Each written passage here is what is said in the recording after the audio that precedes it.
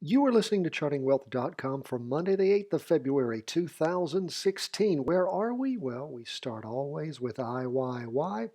We are still in a sort of a toss-up when we look at our two-day chart. Our derivative oscillator has moved up for the last two candles, and the last candle that was actually thrown up was simply a one-day. It's only a partial two-day candle, but a derivative oscillator flipped over back on the 4th of February, and the MACD was attempting to cross over going up, but that did not occur because of strong down moves in the total market on Friday. What happened? Down 2.25%. When we look at our 4-hour chart, we see strong down moves in the morning, strong down moves in the afternoon, crossover going down, and we still have sort of a hung up chart when it comes to the big chart. It is sort of between the worlds. Whether it is going up or down yet is up to anyone. It is sort of in between when we look at the MACD. Now, if it gets a little easier as we go through the charts, we're going to now go on the two-day chart to the S&P 500. It is trying its best to cross over going down, it appears. It's not yet pierced, though, the two-day trend line, so we don't have that going for us. We don't have a call to make there yet, but we do see on the 4-hour chart, again, strong down moves. It ended piercing the two-day trend line, crossed over in the morning, going down on the 5th. But here's the one, and we talked about this yesterday. If we go back to our two-day chart and we take a look at the Qs, the Qs is still in a confirmed down move, has been since it crossed over going down back around the 4th of December. And actually maybe a little before that, the 30th of December. And what we have seen happen is, I'm sorry, that was 4th of January, but the 30th of December is when it actually rolled over going down. And what we have seen happen is that downward momentum accelerate. It did not cross over like the IYY, the total market, and the SPY, the S&P 500, but the Qs, which is the NASDAQ 100, the technology stocks, has a confirmed down move on the big chart. And check this out, we talked about this yesterday. What happened this morning? Rolled over going down. We talked about getting in yesterday to parallel the down move. If you would have done that, my friends, you'd have gotten in somewhere around the 100 mark. You would already be up $2.50 because it's all the way down. It ended the day actually even lower than that. Could have been almost $3 up. The market ended down to 98.47. It was down 3.46%.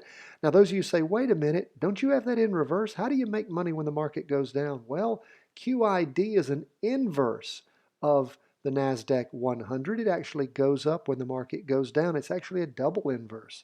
So it would have been up even more than that $1.50 or $2, as much as 3 or more. So again, the sophisticated person in the market, when you see it going one way or the other on these indexes, you're able to capitalize on either direction. That's the beauty about trading in today's world, and not being a professional trader who has to trade all the time, but someone who's able to get in the market and get when the getting's good. And when's the getting good? When the small chart crosses over in the direction of the big chart. It's always the best. Not always, but many, many times. And look at what we had going for us. When it crossed over going down, it crossed over on the derivative oscillator at the same time the MACD crossed over. That is wonderful. Those are the best kind of crossings that we see.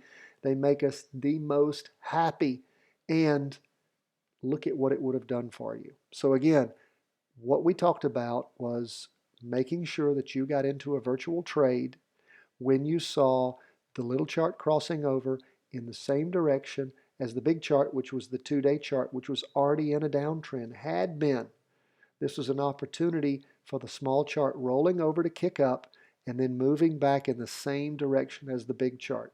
When you see that rollover occur in the pause, and then the small chart starts to go in the same direction as the big, that is many, many, many instances the best time to get in where you're going to see the movement continue and you've got a chance to hop in. If you try to hop in early when the small chart's rolling over and you expect the big chart to do the same thing, you could have gotten fooled, just like probably a lot of people did, thinking the S&P 500 was moving over to go up, and they jump in too early only to have it keel over as it did this morning and way down in the afternoon, and you would have gotten hammered.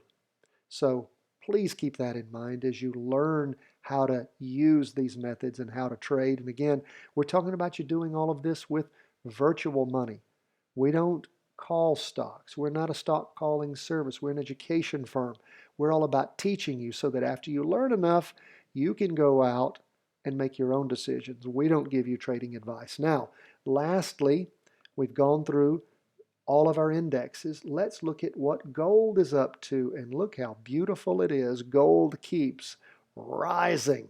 Crossed over on the 2-day chart back on the 14th, actually the 16th, I guess, of December, and really just slid sideways for a while. Popped up around the 5th through the 11th, rolled down a little bit, just really sort of slid sideways, and then shot off again.